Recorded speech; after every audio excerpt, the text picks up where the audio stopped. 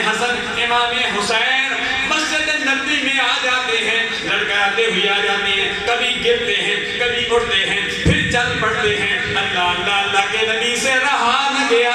آپ نے خطبہ منقطع کر دیا، ممبر سے نیچے اتر آئے، آپ نے امام حسن اور امام حسین کو اٹھا دیا، رب کی بارگاہ میں عرض کی انما اموالکم و اولادکم فتنہ، فرمایا میرے رب نے ٹھیک فرمایا تھا، تمہارے لیے تمہاری اولاد بھی آزمائش ہے، تمہارے لیے تمہارا مال بھی آزمائش ہے۔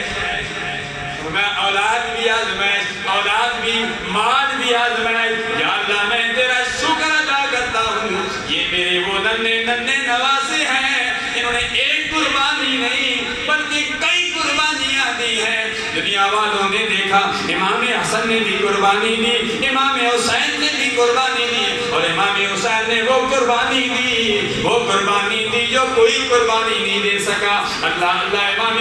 حسین قربانی دینے کے بعد نیزے کی نوک پہ چڑھ گئے، آپ کو نیزے کی نوک پہ چڑھا کے کوفے کے گلے بازاروں میں گھمایا گیا۔ اللہ اللہ، اور دونوں دنیا والوں کو بتایا گیا، اے لوگوں اب بھی تم نے یزید کی بیعت نہیں کی، تمہارے ساتھ ایسا ہی کیا جائے گا۔ فرمایا تمہاری بیویوں کو بیوہ کر دیا جائے گا، تمہارے بچوں کو یتیم کر دیا جائے گا، اب بھی سمجھ جاؤ، اب بھی یزید کی بیعت کر لو۔ اللہ اللہ، امام حسین نے اس وقت بھی نیزے پہ چڑھ کے دنیا والوں کو پیغام دیا، فرمایا یزید کی بیعت نہیں کرنا، فرمایا یزید دائم الحمر ہے، وہ حق پر نہیں ہے، وہ باطل پر ہے،